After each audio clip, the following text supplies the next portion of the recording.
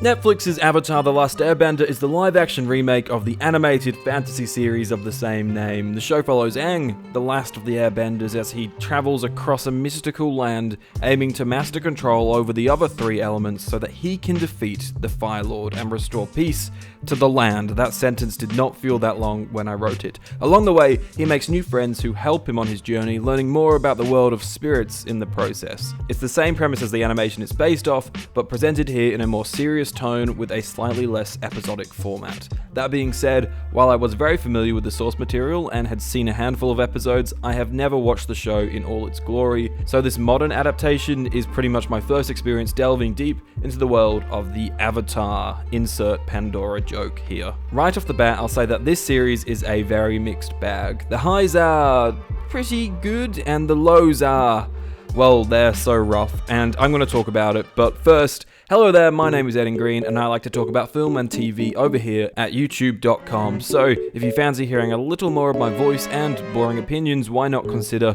subscribing? Don't want to? I wouldn't either. On so many occasions, I almost called it a day with Avatar. I think its worst episode is the premiere, and it's really bad. The following two episodes, while they did have a few elements that I liked, really did feel like some low-effort storytelling, and to be honest, filmmaking. Then there were a couple of really good episodes in the middle, followed by the climactic few stories that were somewhere a little more in between. It's a really mixed bag, and that comes down to a few things. From what I've seen and heard about the original series, the tone is much lighter, going dark when it needs to, but is genuinely funny and fluffy for a lot of the time. I don't know much about Aang in the animation, but from what I saw of him, he was a cheeky little boy, and he and the gang had a good laugh along its 3-season run. The Netflix show completely misunderstands the tone of the series. This adaptation is dark and serious, setting the tone in its opening moments when you see someone literally burn to a crisp. Visually, it's dark, filmed on anamorphic lenses that create a serious feeling for the show. The vibe is grim, but it still expects you to have a laugh sometimes, and the serious visuals for me really distracted from those lighter moments. There's also some characters that are so cartoon-like that when placed in this serious-looking drama show, really just feels spoofish and cringy. It's like the show wants to capture the charm of the original, but through the lens of a serious drama. So ultimately the show takes itself too seriously visually, a huge misstep that often contradicts with the childish writing and performances. Don't get me wrong, there's nothing wrong with a kids show going dark. I know that's something the animation does really well, but the moments of levity here never feel all that light. It just doesn't blend. The childish writing feels out of place because visually we're being treated as adults, while the writing and performances often treat us like children. It just leaves me wondering who exactly is this iteration of the show for? Is it for fans of the original who have since grown up to adults, or is it for new kids establishing the story for a whole new generation? I don't think the show knows. Maybe it's attempting to please everybody, but for me, that makes it fall flat in the process. Later episodes do take themselves a little more seriously in the writing as the stakes grow higher, so it becomes a little less of a problem for me as the show goes on. But my visual gripes aren't over yet. Oh, no. I'm gonna gloss over the fact of how poorly framed some of the shots are and head straight to what I can imagine is a pretty controversial point. I've had enough of the volume. I get it, and I think it's great when used in certain moments, but this show and many others of recent years absolutely use and abuse the technology to the point where it's like, do they have set designers and decorators on this show, or is everything just noughts and ones? I understand its usage for some locations that are impossible to create, but there's some sets which are used multiple times, enough to justify the construction of a set, yet they still use the volume, and every time you can tell. Maybe it's just me, but I can tell every time they're in the volume, because while the volume does get rid of dodgy green screen keying, it is still a CGI environment, so if your CGI is not up to scratch, it still looks bad. Scenes in the Fire Nation always have distractingly bad CGI fire in the background. I understand that this sort of critique is quite picky, but I just think it's lazy filmmaking. Let's build sets, let's inspire. I get taken out of the episode whenever I see a virtual set. Some of them in this show are laughably bad, particularly in episode 3. What the fuck was going on in that episode? The sets were obviously all CGI.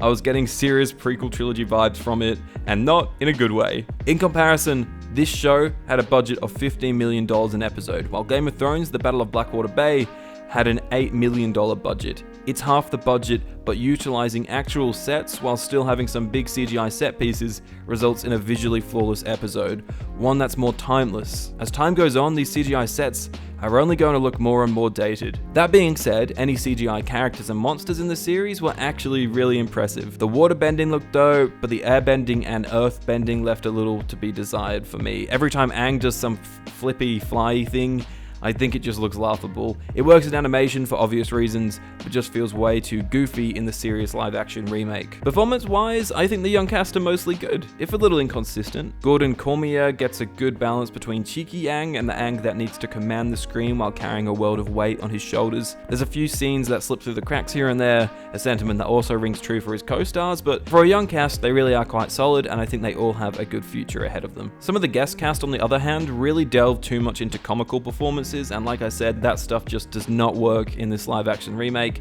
They just don't blend, but I don't think that's ever really a problem for the main trio. And yes, the poor dialogue definitely is a culprit for certain scenes not working. I found myself being able to predict the dialogue characters were about to say. So much of the time it's corny and preachy, something that you could get away with had this stayed true to the tone of the original series, but packaged up as a drama, it just comes off really amateur and lame. The trio also never really feel like a trio. I don't think the scripts really gave us enough time with the three of them. I think the siblings are handled well, but as far as Team Avatar goes, yes, that's how they refer to themselves at one point, I just don't believe it. A lot of time is spent establishing the Fire Nation and their family politics, stuff that I think works much better than what the trio get to do. The Fire Nation storylines were generally my favorite parts of the episodes. All that being said, the middle of the series is really strong. It slows down after 3 episodes that race through storylines despite being twice the length of the original series. You get to sit down with characters and there's a lot less CGI involved. I much preferred these more low-key, character-focused stories. Lastly, my thoughts on the series' score consistently changed throughout the 8 episodes. It was all over the place in the early episodes, and while it was a really great score, it was so overused and never shut the fuck up. It felt like it was trying too hard to elevate every single emotion and emphasize every single beat in the episode. It's a great score, but there was just far too much of it. A little subtlety goes a long way in certain scenes. Avatar: The Last Airbender isn't terrible, it's a lot better than that movie they did. If anything, this series shows potential, particularly around its cast, but it just needs to settle down, build some real sets, and solidify a tone, something that I think it started to find in its later episodes. If anything, a lot of the bad stuff in this series is more of a representation of current TV and filmmaking. Too much reliance on virtual sets combined with an unnecessary live-action remake of a beloved animation, it's all too familiar in 2024. Maybe Series 2 will step things up, we'll just have to wait and see. Until then, thanks for watching and subscribe for more banging film and TV reviews. I love making them and I'm gonna keep making them no matter what. Okay, that's enough from me. Have a good week, everybody.